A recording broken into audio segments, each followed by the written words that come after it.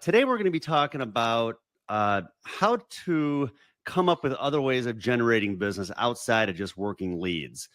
This is not a training to push people away from working leads, because leads really, to me, is like the name of the game. Leads is really what gets you out there to see people, to write business. And I think everything else is just, a little bit extra. But I mean, who doesn't want to make at least a little bit of extra money? And I think the opportunities we're going to be talking about today as well can really make up for maybe some leads that you just don't get anywhere with. It happens every once in a while. I've ordered leads. I've done an order of 25, 30 leads before, where I just don't have a whole lot of luck. Maybe only write a few applications. But what will make up for the people slamming the door in your face, not wanting to do anything with you, is a lot of the different opportunities that we're going to be talking about today. Just different ways of generating business outside of just working leads. And I got Chris Smith, as you can see. I got Chris on here with me as well. How you doing this morning, Chris? Another busy Monday, but I'm excited to share the idea of making extra money with this little cherry on top concept. Yeah, I'm sure you would agree. Leads is really what we got to focus on, but there's other ways to get additional business outside. We can't just strictly focus on leads.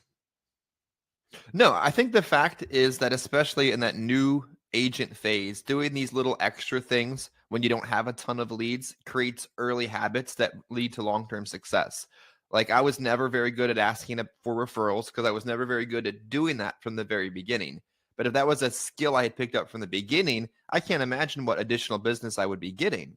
So other ways to get clients besides leads, great way to really pick up that extra side of the business.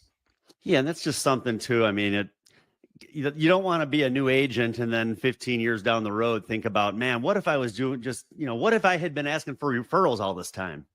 All the additional business I would have written. Like, do that from the beginning. I mean, the more you can write at the beginning, it's going to make your career, your job, a heck of a lot easier down the road. So let's go ahead and get started here. And again, today's title: Unlocking Opportunities, Insurance Success Beyond Leads.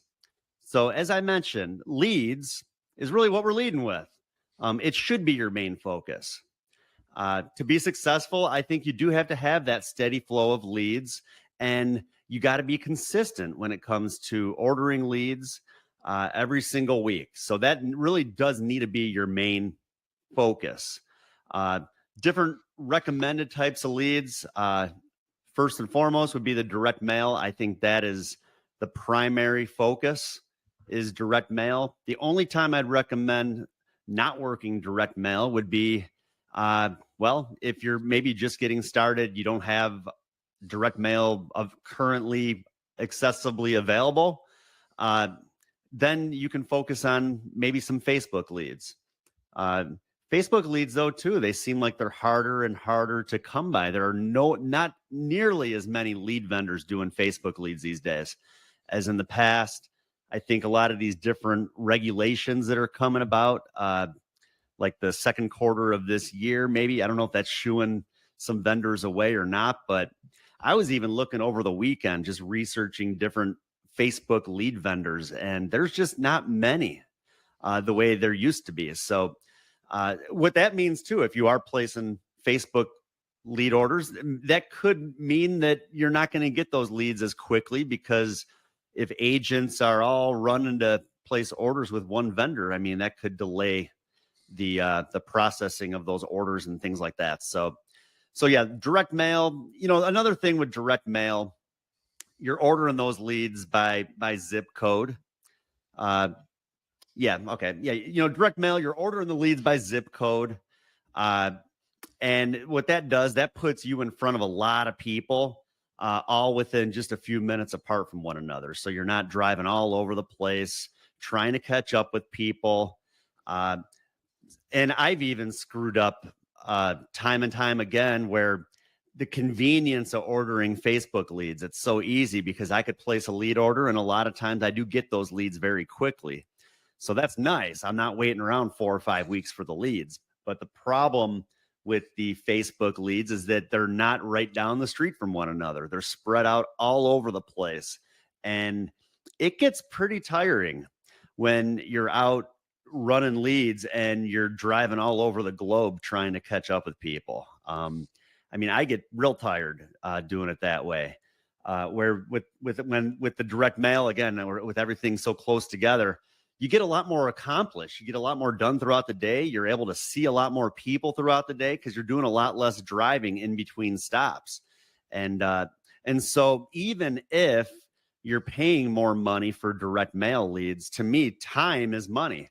That Facebook lead that is 35, 40 minutes apart from the last Facebook lead, it's costing you money because you're seeing less people within that time and you're spending more money on gas. So it really evens out. So, I mean, overall, when it comes to leads, I think that especially if you're out in the field, the focus needs to be direct mail, and you just got to be focused on placing those lead orders every single week.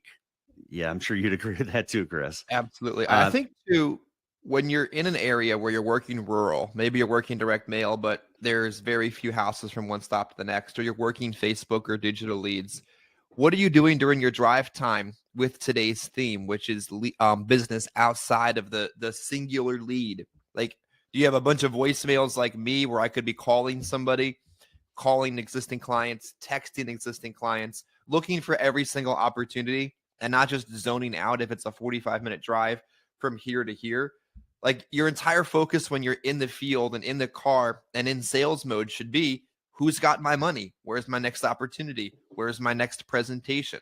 Just because Miss Betty's calling you and left a voicemail about who's my beneficiary again, well, maybe you can get her back on the books to do a policy review and look for new opportunities. So don't just think, yeah, well, I got to drive from here to here. That's my leads for the week.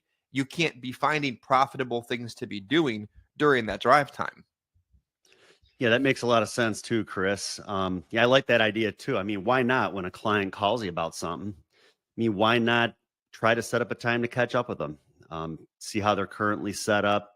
You just never know. I mean, I've run into it where I might have a client where they took out a policy with me, and then maybe 6 months later they took out another one, and it wasn't with me. And it's because people inquire a lot. They fill these lead cards out. There's other people that are getting in the houses. You can try to talk to your clients about not filling out more lead cards, but sometimes people, they just keep filling stuff out. Maybe they just want to see what else is available, what else is out there, even though I know I probably put them in the best situation that is out there.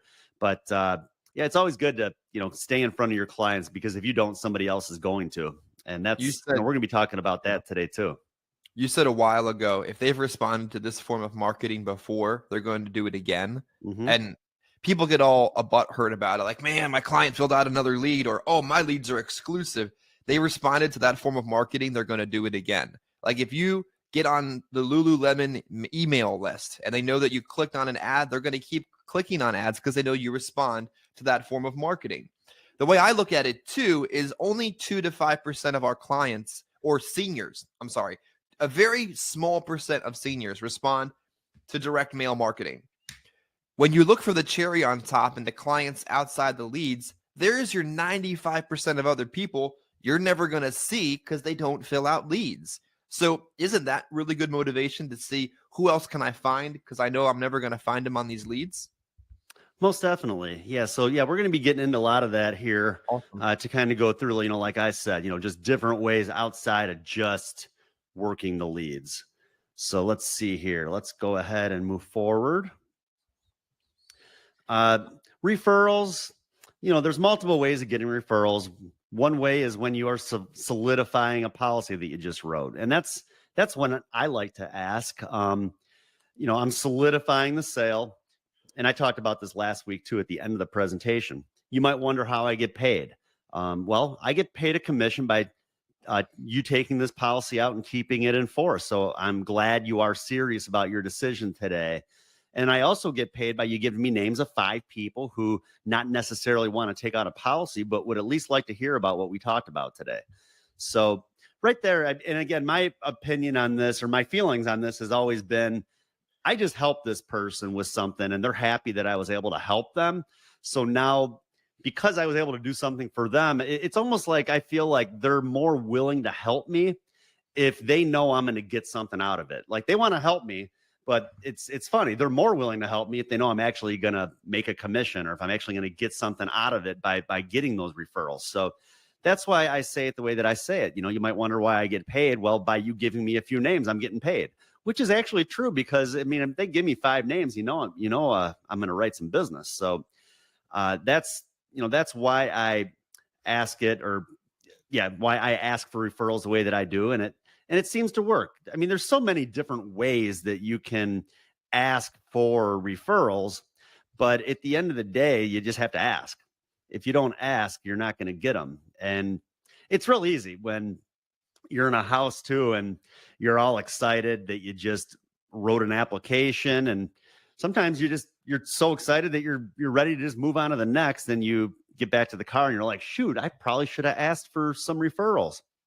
Another thing that happens when you ask for referrals and you make a habit out of asking for referrals is that, well, you're going to start getting more and more referrals, because when you're writing business off of a referral, well, they know that that's how you generate business because someone else had given you their name.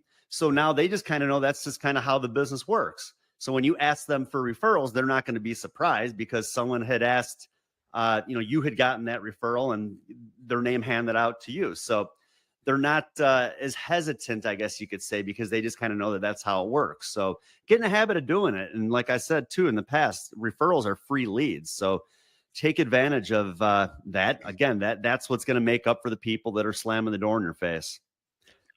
I think that it's also really helpful if you're going to ask the question, which you should, and you pick up a referral, to call them right then and there.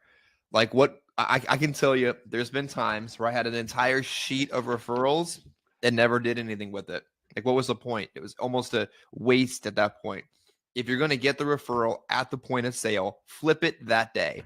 Miss Johnson, I appreciate you writing down Adam Bersan's name, your brother who lives down the street. Let's give him a call real quick, see if I can stop by today or at least tomorrow so I can make sure to share the information with him. Why don't you give him a call on your phone right now? Because he might not answer if I call. And yeah, there exactly. You go.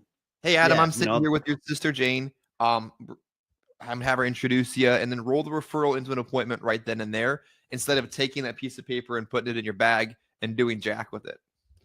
Oh yeah, that's a great idea. I think that, when you're in the house, heck, I have a little bit of time right now. Why don't you get a hold of them and see if they're available?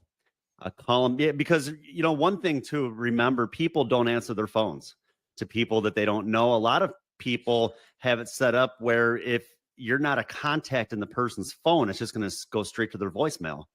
Mm-hmm. So have your client call their friend, the referral, or their relative. And while you're there, they can get you on the phone. You might be able to head straight over there and write the business right then and there. But yeah, that's the best way to do it. You can try to get their address, but it's a little bit more difficult. And yeah, I mean, it's like I said, people, they're just not answering their phones. So we got to figure out ways to overcome that. Now, okay, and that's okay. And I have that right on here, have your client call the referral. So we're just kind of ahead of ourselves here. Try to get their name, address, phone number, and relationship to the client. And, like I just said, I just happen to be about 10 minutes from you. I have a little bit of time right now. Will you be around for a little bit? Try to get there. The sooner you get there, the better the chance is that you're going to do some business together. What's crazy, Adam, is I think the people, it's probably on a slide somewhere because we're that predictable. The people that you would get a referral of, like say I presented to you, you referred me to your sister, are the very same people that as soon as you make a purchasing decision, you're going to tell that person about. And by getting a referral, not only does it give you an opportunity for a free lead and a new opportunity, but it strengthens that initial piece of business. Because if Adam's going to talk to his sister Jane about the sale anyway, wouldn't you have rather talked to Jane in the first place? I just think that those first tier people that people are going to talk to, that they're going to refer to, you're going to want to have in your good graces anyway. Yeah, that's another good point. That makes a lot of sense. And heck, if you do a good job, I mean, they're not gonna hesitate to tell their friends about you and get you to go see their friends because it's a good thing and they want to make sure that their friends are protected as well.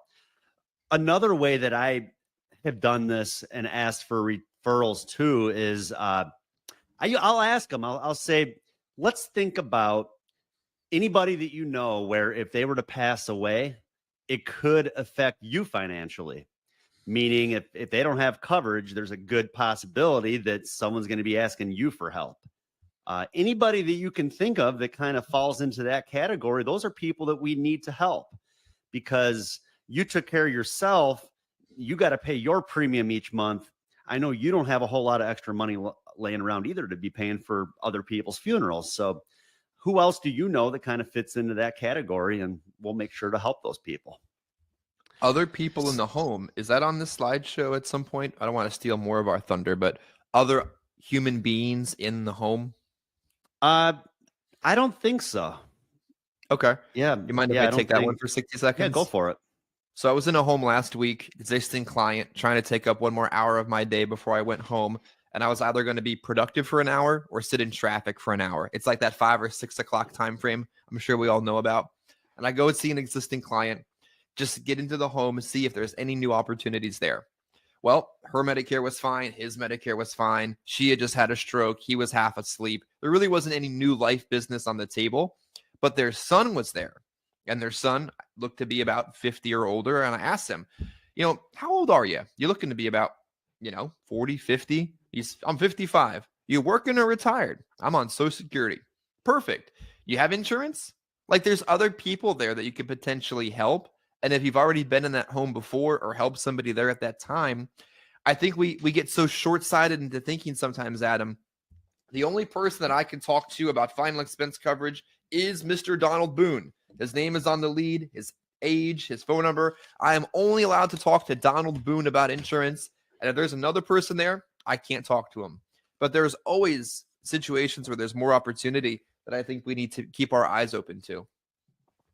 Well, yeah. I mean, why would you not want to ask about the other people that are in the house? Heck, I always do. I mean, whether it's their kids, if they got grandkids running around, it's important for everybody to be covered.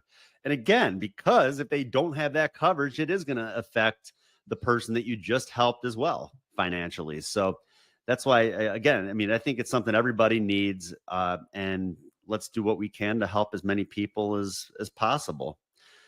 Next would be group presentations and events. Sometimes we get leads that put us into a lot of these buildings. If you have a lead who lives in a high-rise apartment building or senior community, ask the building manager or event coordinator if you could schedule a time to educate the residents. It's a great way to reach a great number of people. And now, if you have a lead who lives in a high rise, again, like I mentioned, ask that building manager. What am I doing here? I'm repeating myself. Sorry about that. Okay. If you can, I'm so used to not looking at presentations anymore. We just do so much talking that now when I'm looking at something, it's like I'm not used to doing it this way as often. But anyways, yeah, if you can schedule an event, be sure to pass out flyers weeks in advance to get the most out of the attendance. And all you got to do, honestly, you go down, you talk to the event coordinator, you let them know what you do.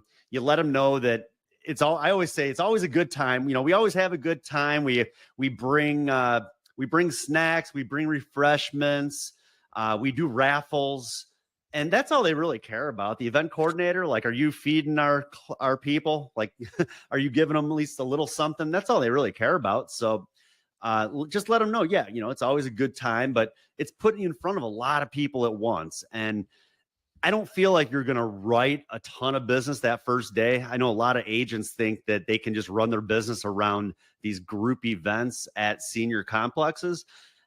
You might write maybe one app, maybe two apps, depending on how many people show up. But where you're going to generate a lot of the business is through a lot of the follow-up. And what I do, like I mentioned, I'll mention that we do like a raffle. I'll I'll take either like a bunch of like note cards, or maybe even I have like a brochure from a certain carrier, where maybe there's like a little perforated card where they can fill out their information, their name, their address, their phone number. And I will use those as like raffle tickets. So I will I'll pass all of those around, and I'll let everybody know that we're going to be doing a raffle. Usually I'll do like a $25 gift card for like a local restaurant, or maybe like a store like Walmart or Target, something like that. But that's all you need to do. I mean, heck, $25, they're happy. But anyways, we're going to be raffling off this gift card. So here's your ticket. Be sure to fill out your information. What are you doing when they're filling out all that information and they're giving you that raffle card back? You're creating leads of everybody that came to that event. So whether they did something that day or they're going to do something in the future, you now have their information, and you can go back and you can catch up with them. And that's usually what I do. I'll end the event. Maybe I'll write an app or two, and then I'll just keep trying to get back into that building. I already got all the people's information, so I'll just try to get back into the building, and I'll door knock those cards just like direct mail leads. I'll walk around the complex and just knock on the doors of the people that were at the event, let them know that I was there a few days ago. They'll remember me, and I'll just tell them that I was catching up with some of the people that were at the event, and I'll see if they'd like to maybe get a quick quote that it'll take about maybe 5 minutes or so. So that's how I generate the business out of something like that, not from the initial event, but the follow-up from the people that were at the event by doing that raffle, receiving all of those cards back. And now I got a whole bunch of free leads of people to go see. I did several of these, probably my first 12 to 18 months in the business. And I didn't have the funds to be able to increase my lead order yet, but I can still do the activity. So I get into a building, I talk to the events coordinator, I schedule the event, and then I could just turn $25 into a presentation into probably at least $2,500 in premium. Adam, I look at it a different way too.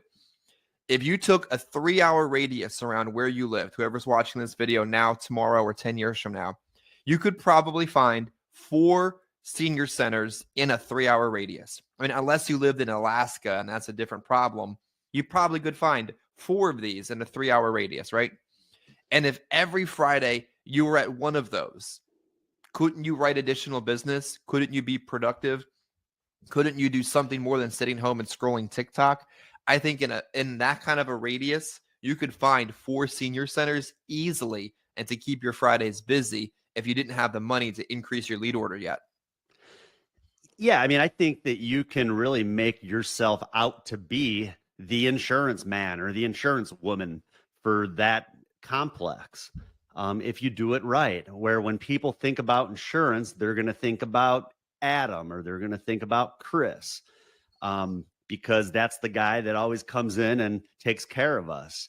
My dad is actually really good at that too. For those of you that don't know, that my dad is in the business as well. He's real good at that too, where he'll actually just drop in at these complexes. He'll go to Dunkin' Donuts. He'll pick up a dozen donuts. If you walk up to an entrance at one of these big old apartment complexes, and they have like that dial-in buzzer, and you don't have anybody to dial into, but if you walk in with a box of donuts, you think someone might let you in? Very true.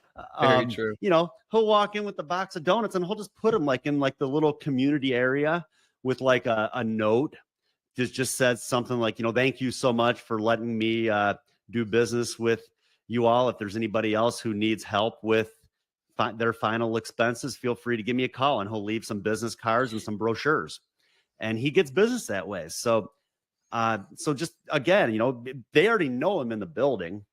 They're going to let him in. He brings the donuts. That helps too. But just other ways to get that additional business out of those buildings. Make yourself out to be the person in that building. So when they think about insurance, you're the one that they're going to be reaching out to. What's crazy is that when you look at the Medicare side of what we do, so much Medicare business is generated via grassroots marketing. And a lot of what we're talking about is grassroots per se. And I would say so little of life premium on the independent space is generated by grassroots marketing. Maybe we can find like a happy medium between the two. The Lincoln Heritage agent is absolutely in the senior center, booking the presentation and writing business. The Senior Life, all of those captive companies are doing this. So why aren't we? Yeah, I mean, you might as well. Like I said, I mean, what we're talking about today, just other ways of generating business outside of leads, and it's just a great way to do that, to generate that additional business. Let's see, and we talked about a lot about this. Flea markets is another one. A lot of times in the summertime, great, at least by me, it costs about $20 to rent a table. And same thing, if anything, if you have kids, I would recommend to maybe bring your kids with you. They can walk around and they can hand out brochures and flyers to people that are just kind of walking around. They can even let people know that over there at the table, there's a raffle going on, and they can win a $25 gift card. So go over there and fill out the raffle card. And same thing, you're going to generate additional leads that you can work the next week. A whole bunch of leads for $20. Well, figure $45 plus the cost and maybe some marketing materials. That's all it's going to cost you to get a whole bunch of people to catch up with. So same thing, just other ways of generating that additional business. I think you could really call this presentation, if there's a will, there's a way. Like, this is all ways you can will yourself into a stable part of the business. But most people, I mean, let's be realistic, they're going to read that and be like, I'm not doing that. No, a boo, Yeah. not doing a flea market. But most people that aren't willing to do it when they need to do it are going to sit at home on a Saturday and do nothing. Like, this is really, really useful information for people that just, man, I want to do this. I just don't know how to do it. There you go. A freaking flea market. There's got to be 4 of those in a 3-hour radius that you can do over the course of every Saturday. So now we've just booked your Fridays with senior centers, your Saturdays with flea markets, and you can door knock Monday through Thursday. You can absolutely do this if you want to. Well, yeah. One thing I wanted to mention too, those of you that are on this morning, feel free to comment maybe you guys have some suggestions that have worked for you guys. Again, every little bit helps. I mean, maybe you have an idea that no one has even thought of or done. Feel free to throw it in the comments. And again, all of your feedback is greatly helpful and appreciated. So, and then let's see. And then I don't know why this slide is messed up like this. Anyways, 3-week follow-up. What this means, let's just say that, okay. Yeah. I don't know why the slides messed up. Sorry about that. Let's just say you wrote a policy and you just, all you got to do, you let the client know after you wrote the policy that you're going to be coming back in about 3 weeks, just to follow up, make sure everything is accurate and basically what you told them it was going to be. If that makes sense to you. You make the sale, there's the trust there, the initial trust, but then they still want to make sure that everything you told them was true and that they're going to get their policy and that it is what you said it was going to be. And once all that happens, then they trust you even a little bit more. So you go back once you know that they received their policy, and you can add additional coverage even at that point.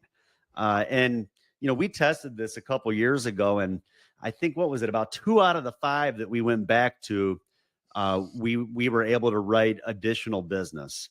So you just let them know that they were approved for a higher face amount with the carrier that you wrote the policy with. So let's say you wrote a $15,000 policy and they can get up to $35,000 with the carrier that you're using. Let them know that you actually qualify for up to $35,000. Did you want to take care of that today? I know that you have the 15, and that's enough if you were to die tomorrow, but what happens if you live another 20 years?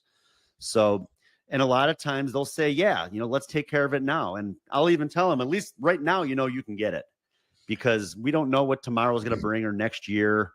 But we know right now that you can add on to that policy that you just took out. So that's that's kind of how we do it. Adam, I was thinking, I went to a convention once when I worked at the first organization I worked at, and the guy said, "Deliver all your policies." And I did everything I was told to do at that phase of my career, and that's why I made it to the next phase. Like, deliver all of them. All right, let's do it. It was a lot. Like, it was a lot of work because I wrote a good amount of insurance. It took up a lot of Saturdays. Then I thought to myself, this isn't profitable at all. What an absolute waste of time. But no, what I did is what Adam just mentioned. I learned how to add on coverage during the delivery phase. And a lot of carriers at that time made it incredibly simple. And I would go there with a little sticky note. And it would be, I'm just trying to see if I can get them to buy $2, $3, $4, $5, $8 a month more in coverage. Nothing crazy. And if I could get them to get $8 a month more coverage, the sticky note was attached to the policy. It would literally look like this. And I would walk in there, I'd review it, and I'd go to my sticky note, and I'd say, Adam, for an extra $8, you were pre-approved to go from 15 to 18.5. Did you want me to send that in after I leave today? 1 out of 2, 1 out of 3, sometimes 1 out of 4 would do it. And I'd get a little bit of extra business. I would justify in my head the money behind delivering the policies and the persistency that year, Adam, in the high 90%. Of course, I couldn't do it forever, but as a personal producer in personal producing phase, I think it's completely sustainable. And the fact that by doing it, not only did I pay for it with extra business, but my persistency was top 3 of that IMO. I mean, that's proof of concept right there. Well, yeah. And, and again, they're not, they're not expecting that. And well, one thing, if you do it within like 30 days, you don't even have to write a new policy. No. All you have to do is call into the home office and say, hey, my client decided that I know that they were approved and they received their policy, but they want 15,000, instead of 12,000, whatever. And all it takes is like an amendment that might need to be signed, and then they'll be covered with that additional coverage, no additional policy fee. There's policy fees that are added into these rates. So a new policy, they'd be paying a little bit more for that additional coverage. So within 30 days, some of them maybe 45 days, you can do this, and you don't even have to write a new application or a new, they don't even have to take out that additional policy. So absolutely. And again, this is just kind of like the script for that. I'm so happy I was able to help you get covered. I wanted to let you know that you qualify for an additional $10,000 in coverage, and that will only be an additional $25 to your premium. The best time to add your coverage, like I said, is when you can get it. When you don't know, we don't know what could happen with your health in the future, but we do know that funeral prices will continue to go up. So would you like to take care of that today? It's as simple as that. And like I said, you don't even have to write a new policy if it's within those 30 days. But like Chris said, if there's a will, there's a way. And these are just additional things that a lot of agents don't want to take the time to do. But if they're sitting around wondering why there's other people out there that are more successful and they're making a lot more money than they are, they're doing some of this extra stuff. Maybe not all of it, but they're at least doing some of it. So like anything else, you get out of it as much as what you're willing to put in. Another one, help the disabled. Because of our multiple carrier offerings, no one is left behind. We can insure just about everyone we meet. Many people who are disabled don't think that they can get covered, and many agents may not be equipped to be able to write business on people who are on oxygen or who need wheelchair assistance. So for you, this is a huge opportunity. If you're driving around and you notice there's a wheelchair ramp, don't be afraid to stop. Or if you see an oxygen and use sign on the door, don't be afraid to stop. Drop by, knock on the door, let the person know what you do and that you may be able to help them. And just the same. I'm a state licensed underwriter, and I was assigned to help disabled people in the area with a state approved plan that will pay up to $35,000 towards your burial and funeral expenses. I noticed the oxygen in use sign, or I just walked up your wheelchair ramp and just wanted to make sure that you had that someone had been by to help you go over these benefits that you may qualify for. If no one has, I just need about 5 minutes to see what you qualify for. And if the person already has coverage, great. You might be able to get them better coverage. You just never know what you could run into. But same thing. I mean, these are just little things that a lot of people don't think about. But I mean, I've walked up to plenty of those oxygen and use signs, and I'm like, oh, that's going to be a modified death benefit, but at least I know I'm going to be able to help them. Heck, that's day one coverage with Sika now. Citizens. Man, that's crazy. Absolutely. I had a guy who taught me how to do the business, walked up to a screen door in like a Section 8 apartment building in South Jersey. Didn't have a lead, didn't have a name, knocked on the door. Hey, someone in this house here's on disability, aren't they?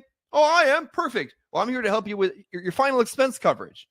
Completely off the wall kind of thing to do. But he knew if he's in that kind of an area, there's other people that are in that target market. And all you got to do is confidently walk up the door and find them.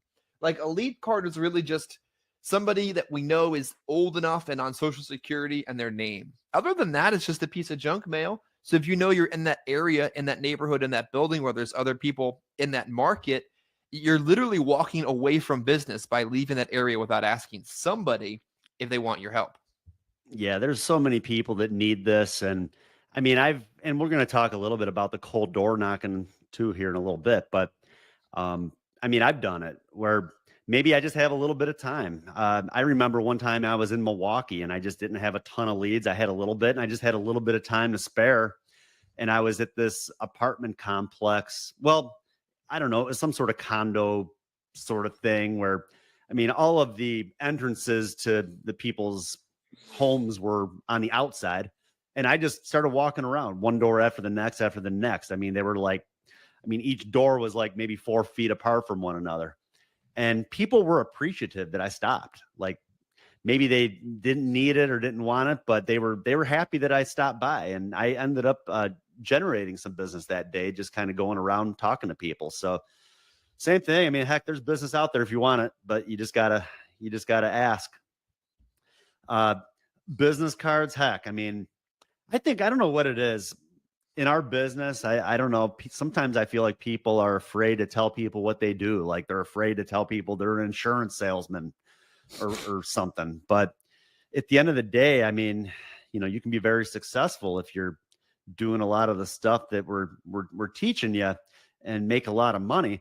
This is just something when you have business cards and you're in the store, don't be afraid to hand your business. If you got someone behind you in line, hand them your business card.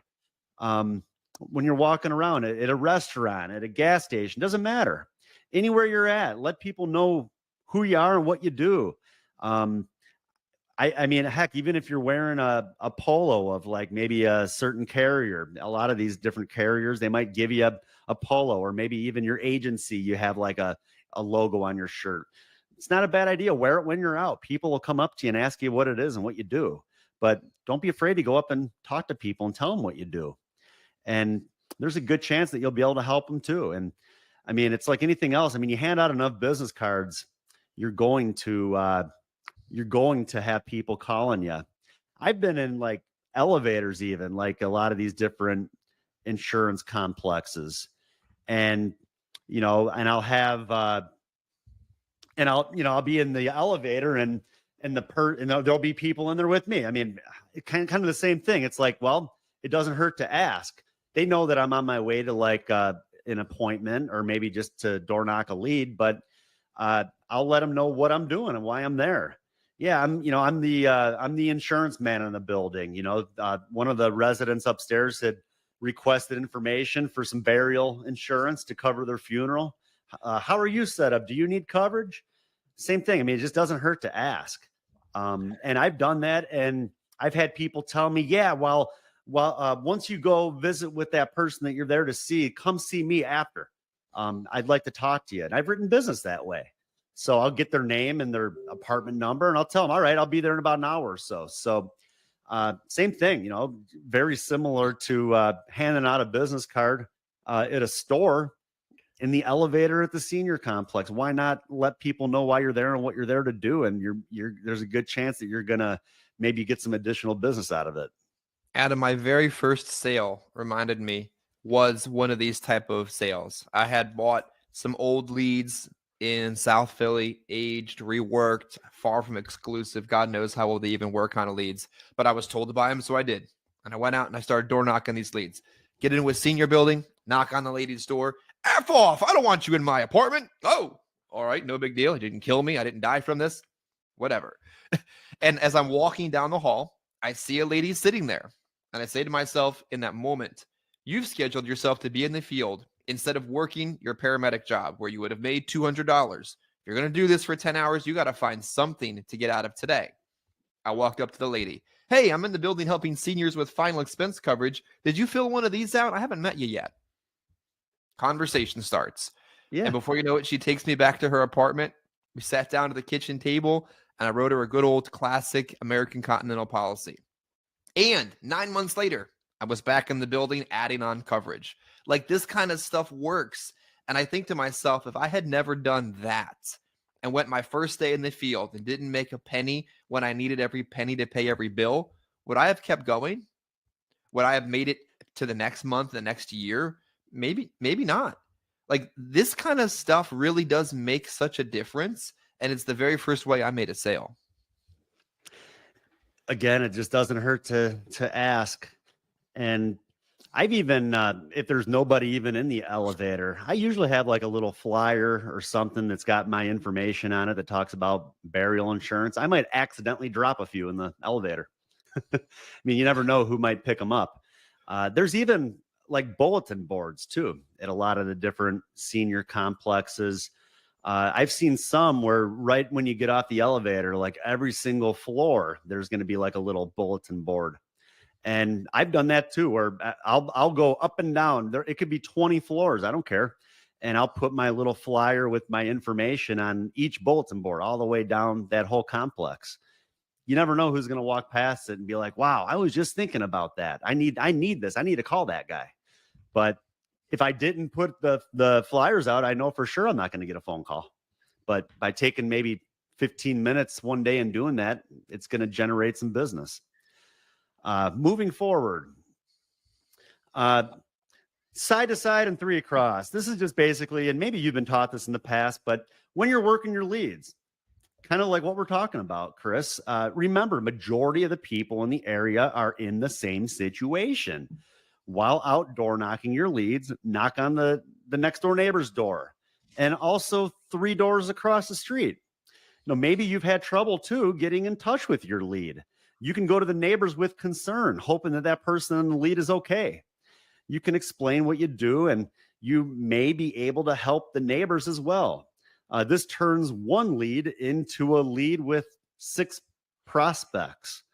So real simple. Yeah. I'm here to see, Miss Betty across the street, and, she sent this card into us, and I've been having a heck of a time getting in touch with her. Have you seen her around lately? I just wanted to make sure she was okay because this is important. And I know that she sent this back to us for a reason. And if anything, they'll let you know the best time to get in touch with the person. You can ask more questions. Is there usually another car there if she's home? But then while you're there, ask them how they're set up. Maybe you might be able to do something for them as well. Adam, real quick, I know we don't want to take forever on this one, but I got door knocked last week. It wasn't a final expense door knock.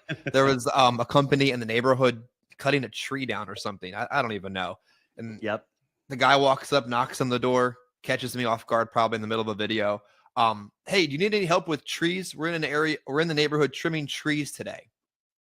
No, I don't need any help with trees, but he did that and he was looking for additional business. And then ironically, it snowed a lot last week and we saw a plow company go by and plow a driveway, corporate company. And we thought to ourselves, if they would have just door knocked us and said, would you like your driveway plowed as well? I don't even care how much it would have been. I probably would have had them do it. So the tree company was showing the extra effort and asking neighbors if they had any trouble with their trees, but the plow company didn't. Like, think about that.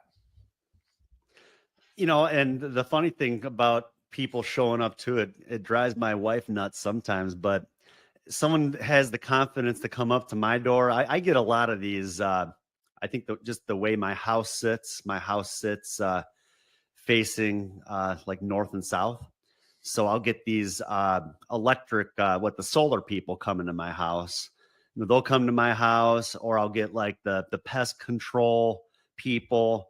And I'm always running to grab my business card, and I try to recruit the people. There you go. So, because I'm like, heck, if they're willing to go up to people's houses to sell that, or even to sell like security systems, things like that, I'm thinking, heck, I mean, they're going to make a lot more money selling insurance. I just got to see if I can talk them into doing it, and then I'm can help them. So, just a little recruiting tip for those of you out there that maybe are working with agents. If someone else is door knocking you, give them your business card, talk to them about what you do, and you might be able to bring them on to do business with you in the future. There you go. Let's see. So then current policyholders, we talked a little bit about this already, but one of the biggest mistakes we make as agents is not contacting, servicing, or reviewing our current policyholders. Often we've underinsured them in the beginning, and I do that a lot. I like to focus on the initial need right then and there. I want to make sure they can afford it. I talked about this a lot last week. If you weren't on the training last week, hop over to YouTube and watch the presentation that I loaded up on there. But I like to keep it affordable. I want to make sure that they can pay it every month. I can always go back later and write more. So I usually write enough for the initial need right now. But then I know, because this is what I do. I know I'm going to go back in probably about a year and do what I can to write them additional coverage. And over the last few weeks, I've been doing that a lot. I've written a lot of additional business just off of those existing policyholders. And remember too, if they're younger, they are subject to increasing funeral costs 20, 30 years down the road. They may not have enough to pay for a plot, opening, closing, vault, marker. I mean, they got enough for right now. I want to make sure they have enough for even 20 years down the road. And they may have just retired. They might have lost their group policy. Sometimes that happens too. They have other coverage. When you leave the job, you lose it, or that coverage really decreases quite a bit.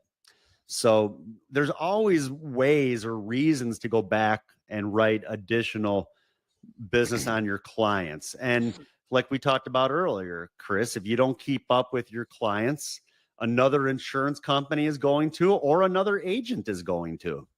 So we need to stay in front of our clients. And in my opinion, we get paid renewals for a reason, and we get paid renewals to service our clients. Part of servicing our clients is making sure that they always have enough coverage to cover what this is intended to cover. I always wondered why in the beginning, or more often, there isn't training or conversation about your book of business. Like, I think I kind of stumbled on the idea. Maybe I heard it from somebody in some video one day on a training like this, and I thought, why am I not doing that? Like, why not? And then more and more business I write, the more and more clients I can go back and see. Heck, clients fall off the books, and it typically wasn't on purpose, and they can typically be rewritten or conserved. And life events take place. People buy more coverage.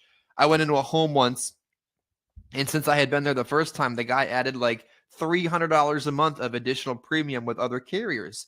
And my mind was blown. I'm like, they really do buy more from other people. Why am I not trying to get in front of these folks more often so I can be that person?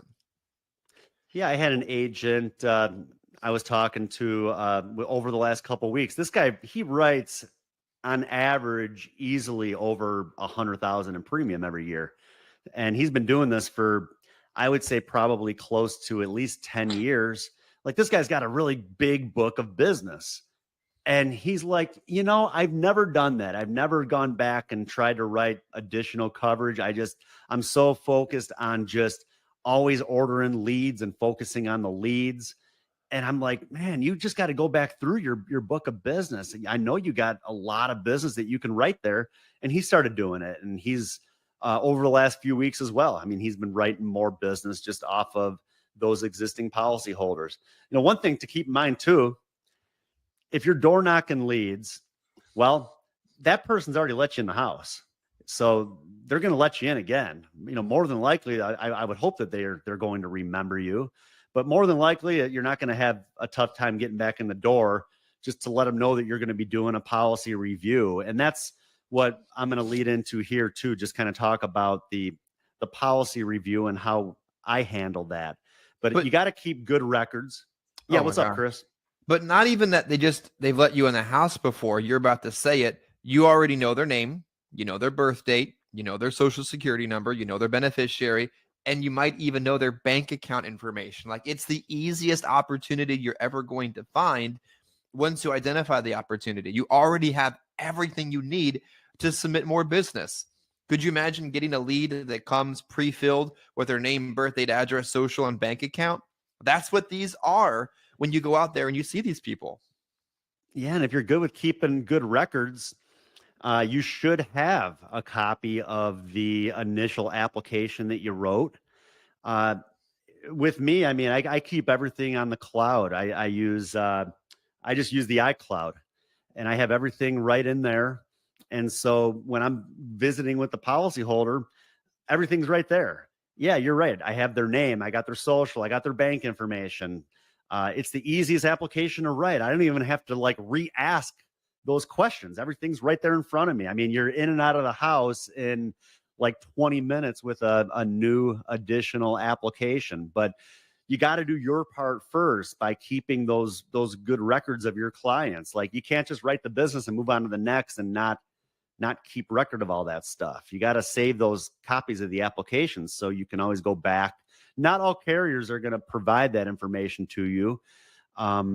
And heck, you just never know what could happen. I mean, you might be writing business with a carrier where then all of a sudden they decide they don't want to do business anymore, any more final expense business. And then you're not going to be able to get that information. So, so you want to make sure to keep good record. So no matter what happens in the future with whatever carriers you're using, you're going to have that information and you're still going to be able to service your clients. Exactly.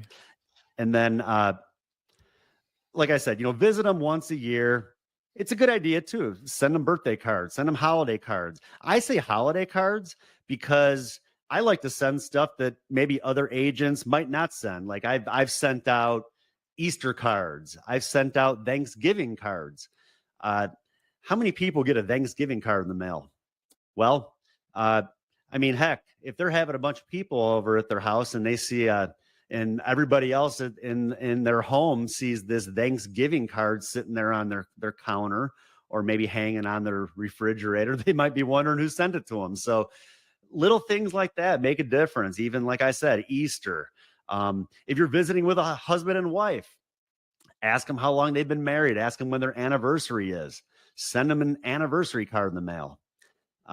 Those are just little things that are going to separate you from the other agents out there who don't think to do those sort of things. And the clients appreciate that. You're making that client like a real person. And then they feel like they're more than just like another client or just like a number to you. Like it shows that you care, and it makes it a lot easier to be able to write that additional business in the future. And then let's see. And be sure they have a magnetic business card on their refrigerator. You can order those. You can even go to the office supply store and you can buy like sticky magnets that you can put your own business card on. Give them the magnetic business card. They put it on their refrigerator. And then every time they're going to the fridge to get something, it's like you're staring at them. You're right in front of them. And easy to get a hold of you if they ever need you. Easy to get referrals that way. Someone else might see the business card. Oh, that's my insurance man. And if you're not doing it, same thing. I mean, you're walking away from a lot of additional business. Let's be real. Your client is going to lose their policy, almost guaranteed. I get the call all the time. I've lost my policy. How is this possible? You just got it last month. They're going to take your business card and throw it in the stack of mail that they've never opened, but they're not going to lose their fridge. Like, they're not, unless they move or buy a new fridge, which is never going to happen. They're not going to lose their fridge. You take your business card magnet and you put it on the fridge. They're going to see you, have your number. You're going to mark your territory. They're going to call you when they need more coverage. And when you show up and they try to say they don't remember who you are, you can say, Mildred, I'm on your fridge. Now stop it. Let me in the house. It just, if you're Chris, not doing that, you're being silly. Yeah, and if Chris, if your client has any thought of canceling their policy, would you rather them call you or call into the insurance company? I almost never want them to call the company. I'd rather them call me, call our VA team that can answer the call, take a message. I don't want them calling the company. Like, they'll call the wrong company and get bad information sometimes. It's the most unbelievable thing. I called the company and they said they had no record of me. Oh, who did you call, Mildred? Well, that's not your insurance company. That's why they have no record of you. You want them to call you for almost everything. And as much as you don't want them to call you because you think it's annoying, every time they call you, it's a hot lead. It's a new opportunity. It's a warm transfer. Think about it differently in your head. They're thinking about insurance. So something's happened. Something's going on. You're talking to them. How can I turn this into a new opportunity? And if they're thinking about canceling their policy and they're looking for a number to call, well, when your business card is just right in front of them on the fridge, to me, I feel like there's a better chance that they're going to call you before their policy. They might not even know where their policy's at, but they know that your business card's right there, right on the fridge. So let's see. Then let's take a look. This is what I use. And for any of you who would like a copy of this, feel free to shoot me an email, info@adambersan.com. Or just go on my website, adambersan.com, shoot an inquiry over to me. This is the funeral cost inflation chart that I put together. I actually updated this last year. And when I was putting together new numbers for the year, at the time, inflation was like 8%. And I did it at 8%, and like, it was just ridiculous to see how much funeral prices would go up if it stayed at 8%. I was like, I can't be showing that to people. So what I did, I did inflation over the last 50 years from 1972 to 2022, the average inflation, which is 4.02%. And then I did at 6%. And then we just kind of break it down year by year by year. And this, I'm telling you, boy, this is just a tool that really helps me when it comes to adding that additional coverage. It's one thing if I'm telling people how much funeral prices have gone up and what they're probably going to project to be, but when they can like visually see it, it makes a big difference. And so when I'm doing that policy review, what I do is I go through, like I said, I more than likely probably have a copy of the initial application. So I'm going to go through that. I'm going to say, okay, it looks like you have your son Jerome down as the primary beneficiary, and then we have your daughter Julie down as like if something were to happen to you and Jerome at the same time. So then, is that how you still want things set up? And they'll tell me either yes or no. If I got to get a change of beneficiary form sent out to them, I will. But then I'll go over their amount of coverage. And then it looks like you have the $12,000 and you're paying $42 a month. Now, Mrs. Jones, you're 65 years old right now. I mean, you look like you'll probably live to be at least 85 years old, don't you think? And they always say yes. Oh yeah, I'll probably live to be at least 85. My mom lived a long time. She lived to be 92 years old, whatever. So right then and there, they're just kind of setting themselves up for what I'm going to say next. I pull this chart out and I say, okay, well, I know you have the 12,000, and look at right now, average cost for what you want is right around $12,000. But in the year 2044, in 20 years, the average funeral is going to be over $25,000. So it's great that you have the 12,000 to cover right now. What happens when you live another 20 years? And right away, she's like, yeah, you're right. I do need more coverage. Can you give me a quote for another 5,000 and maybe like another 10,000? And then that's what I do. I put the quotes together, and more than likely, I'm going to be adding that additional coverage. So, like I said, the initial visit, I want to make sure they can afford it. They paid it a whole year and they've kept up with it. And now I'm more, I guess, confident to add that additional coverage, knowing that I'm probably not setting myself up for a chargeback by adding additional coverage at that point. And next would be cold door knocking. Cold door knocking, and then we're just about done. But like I said, I mean, heck, for those that don't have leads, or even in between leads when you have a little bit of time, it's not a bad way of doing business. I've told the story in the past where I was over financed with the first company that I did final expense with, where my manager at the time, he would not give me any more leads. I was 22 years old, I think, maybe 23. And he's like, you got to figure out a way to write some business. Like, I'm not giving you any more leads. And so I had to figure out a way. I knocked on doors in the areas that I was writing business, where I had leads, and kind of like what we talked about. I knew that there were other people in that area that were kind of in the same situation. So I just started door knocking, and maybe 15, 20 doors in, I got in a house, I wrote a piece of business. So, and again, this is just something a lot of agents don't want to do because it's hard. Well, if you don't have money for leads, if you're broke, to me, I think being broke is harder. So Yeah. you got to make that decision. Do I want to continue to be broke, or do I want to figure out a way to make some money? We tested this again a couple years ago. Every 40 doors you knock on is going to accumulate to one sale. 20 doors an hour, if you're in the right area where those houses are close together, could definitely do this. 100 doors a day, heck, that's 2.5 sales. That's 1,600 a day in premium going up and down the block. No expense besides the gas that costs you to get out there. And you're getting some good exercise as well. You do that for 5 days. Wow. Yeah, you do that for 5 days. 8,100 in premium, just going up and down the block, knocking on doors all day. And so, like I said, people don't want to do it, but it does work. And I mean, that's a lot of premium that you could write without any overhead, without any expense involved. You do that for the whole year, for 50 weeks, over 400,000 in premium, without even without even purchasing a lead.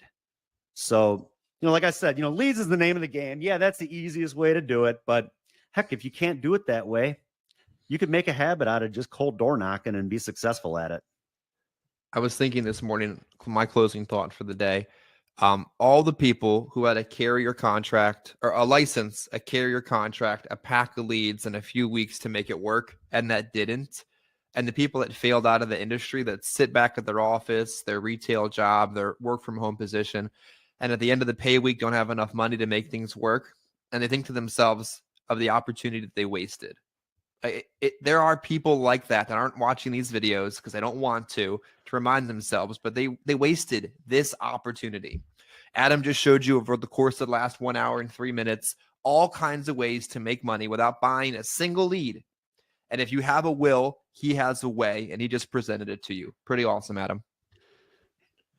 Hey, thanks, Chris. Yeah, like I said, if there's a will, there's a way. And, these are things that, that I've done for years that have worked, and there's no reason that they can't work for other people.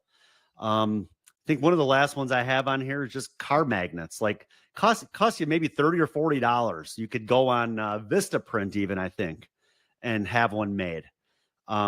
This was one I took a picture actually right off of the back of my dad's car. Life burial insurance with his phone number. It's as simple as that. While you're working leads, why not let everyone in the area know what you're doing? I had one used to be on the side of my car doors, just said life burial insurance, affordable rates, with my phone number. When you're driving around, you'd be surprised. All of a sudden your phone starts ringing. And I've even pulled over before.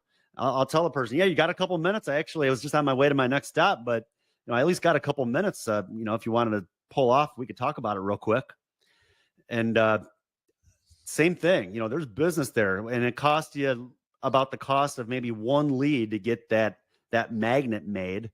And then you just never know, people that could come up to you and say, yeah, I need insurance. Can you give me a quote? Me and my wife were just talking about that. So that's about it for additional training. Again, adambersan.com. Sign up for the weekly trainings. You will get an email every week of what the coming topic is going to be. You can register. You can watch live on our StreamYard, as well as on the different platforms where we have our trainings live every week, the Insurance Life and everything in between. Facebook group, if you are on there watching today, thank you. My own business page, as well as on LinkedIn. And then again, all of these trainings I put on YouTube, and the audio version will be on our podcast. So if you're looking for a new opportunity, check out unitylifegroup.com/careers. Shoot me over an inquiry. I'd be more than happy to set up a discussion with you. In-home sales, as well as telesales platforms available. We do have a lead program. You're never going to run out of people to see. If for some reason you do, we just presented a whole bunch of other things that'll keep you occupied. So you're not just going to sit around in your car doing nothing all day. Weekly trainings, as you can see, as well as ongoing support. Agent engagement is really key, and we really focus on that. And we do a lot to keep agents engaged. We have our weekly trainings. Chris has a morning call every single morning. So you can get in the car, you can listen to the morning training, kind of get up and motivated and ready to go. And then from there, heck, you need some other stuff to listen to the rest of the day. Hop on the podcast, and you can listen to some other things that are, again, all of this is just there to help you get better. And, we're talking about years of experience in the business. I'm going in 21 years in the business.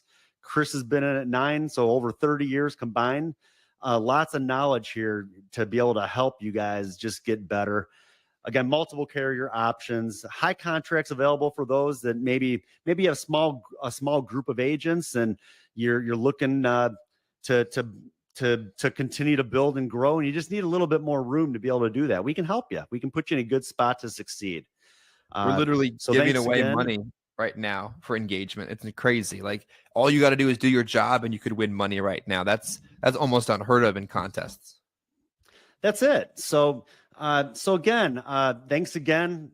We went a little bit over today, but heck, if you need anything, feel free to reach out. Here's my contact information. And like I said, shoot me an inquiry too, if you want a copy of that inflation chart that can really help you when it comes to writing that additional business.